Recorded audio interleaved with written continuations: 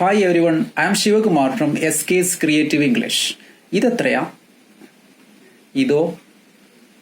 നിങ്ങളിപ്പോൾ മനസ്സിൽ വിചാരിച്ചിട്ടുണ്ടാവും, ഒന്നും രണ്ടും ഒക്കെ കണ്ടാൽ ഞങ്ങൾക്ക് മനസ്സിലാവില്ലേ, എന്തിനാണ് ഇങ്ങനെ ഒരു ചോദ്യം ചോദിച്ചതെന്ന്. എന്നാൽ വൺ ഓഫ് മൈ ഫ്രണ്ട്സ് എന്നാൽ എത്രയാ? സംശയമായില്ലേ? ഇംഗ്ലീഷിൽ ഇങ്ങനെ ചില സബ്ജക്റ്റുകളുണ്ട്, സിംഗുലർ ആണോ പ്ലൂറൽ ആണോ എന്ന് നമുക്ക് മനസ്സിലാക്കാൻ പറ്റാത്ത, നമ്മളെ കൺഫ്യൂഷൻ അടുപ്പിക്കുന്ന, എഴുതുമ്പോഴും വായിക്കുമ്പോഴൊക്കെ കൺഫ്യൂഷൻ അടുപ്പിക്കുന്ന സബ്ജക്റ്റുകളുണ്ട്. ഒരു കാര്യം ഉറപ്പിച്ചോളൂ, one of my friends, one of my students, one of my colleagues എന്നൊക്കെ പറയുമ്പോൾ ഞാൻ ഒരാളെ മാത്രമേ അവിടെ ഉദ്ദേശിക്കുന്നുള്ളൂ.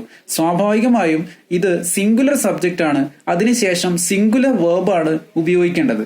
For example, one of my students has A bike, one of my friends is working in Bangalore, is ആണ് ഉപയോഗിച്ചിരിക്കുന്നത്. One of my colleagues has XUV car, അവിടെ has എന്ന് സിംഗുലർ ആണ് ഉപയോഗിച്ചിരിക്കുന്നത്.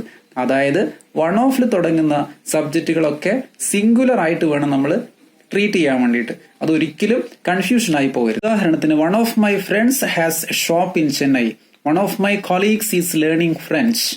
ഇവിടെ വൺ ഓഫിൽ തുടങ്ങുന്ന സബ്ജക്റ്റുകൾക്ക് ശേഷം വേർബ് സിംഗുലർ ആണ് ഉപയോഗിച്ചത്. ഹാസ്, ഈസ്, ഡസ് ഇങ്ങനെയുള്ള സിംഗുലർ വേർബുകളാണ് ഉപയോഗിക്കേണ്ടത് എന്നത് പ്രത്യേകം ശ്രദ്ധിക്കുക.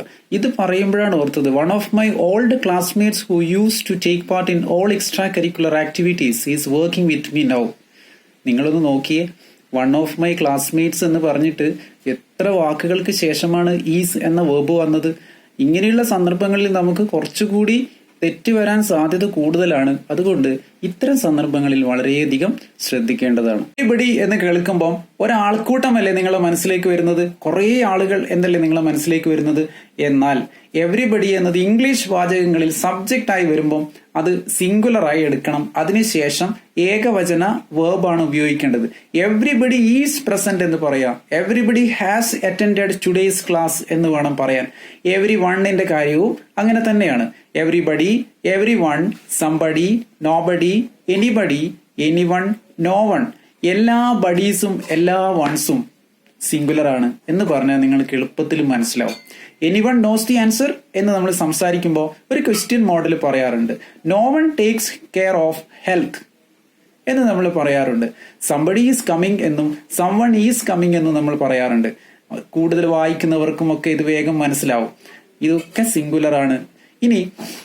ഇനി കൂടുതൽ കാര്യങ്ങൾ നമുക്ക് അടുത്ത വീഡിയോയിൽ സംസാരിക്കാം.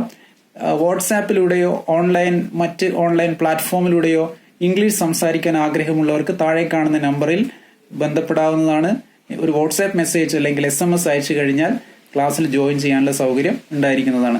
Please subscribe my channel and B A part of this journey. Thank you.